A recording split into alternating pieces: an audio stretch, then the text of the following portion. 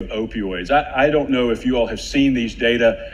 As Billy mentioned, many of us have encountered this in our lives, in our families, in our workplace. It's a terrible problem. It's a tragic problem. It's tragic for the individual. It's tragic for their families, for their communities, for their employers. And it's wicked difficult to try to understand, to try to interdict, to try to heal. And those issues come at three levels. So the problem solvers here, the people that are actually trying to take care of this, are in the healthcare, the health provider and health payer space. And they don't have the connected data to allow them to understand. The people trying to solve the problem are in the human services space, trying to bring capabilities and services from the government and from community organizations to bear on individuals that are suffering and that are trapped in this. And they don't have the connected data at scale to empower them to decide, act, and create outcomes. And there's also the law enforcement that's trying to discover and understand, to investigate, ultimately to interdict, to prevent, and to protect. And they don't have, the connected data at scale to allow them to do this. So we, hand in hand with DataStax and with Google GCP, have built and are going to market with a solution we call Opioid360 that treats each of those three levels. I want to show you the software. I'm going to show you two personae. The first one that we'll start with here is the persona is the policy maker, the budget setter, the director of Medicare, Medicaid in a state, the governor's office in a state, the head of investigations in a bureau or in an agency. And their question is, how big is the problem? What shape is it? Where is it? Who is it? Why is it? How much is it? What should I do about it? What are the correct policies? What are the correct budgets? Where should I put my precious and limited resources and effort? So if we go and we look at a state or an area that's about 7.7 million people, 7.69 million people. And we can go down, let's look at likely pregnant, children present, uninsured, housing insecure. Now in that full state, it's 5,000 people, and I can understand things about that population that are very complex analytics, correlative analytics, as well as predictive. I can understand predictively what the most likely social program would be beneficial to changing this population's suffering from opioid use disorder, or OUD.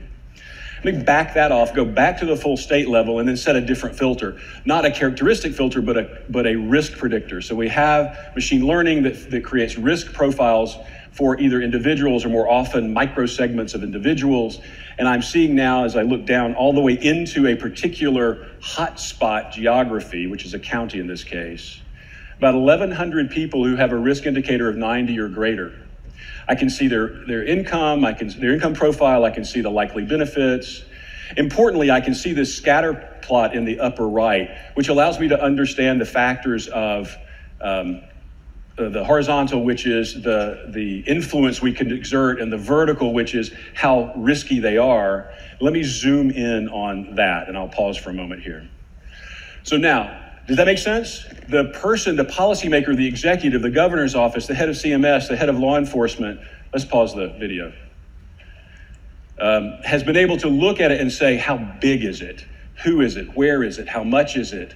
What could I do about it? What should I do about it?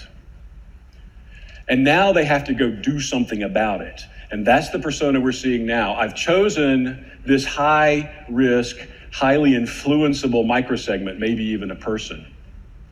And now we'll go and we'll understand their network, we'll understand their circumstances, we'll understand their health, their human services, and their law enforcement network in order to be able to serve them best to bring them out of this situation.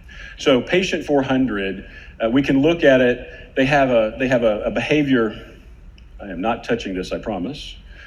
Okay, so Chelsea did live and she still did better than me. That's actually quite horrible. Good job, Chelsea.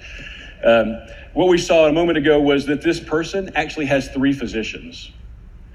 What we see about them is we think if we did women, infants, and children and housing assistance and drug counseling, we could actually move them forward in this recovery and prevention.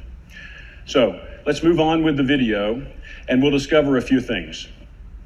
When we look at this, We look at the data and see all of the relationships, even down to the raw data, which can be very instructive because data source is important.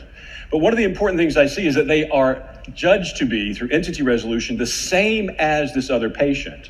So Mark White has gone to 3 doctors. Mark E. White has gone to other doctors.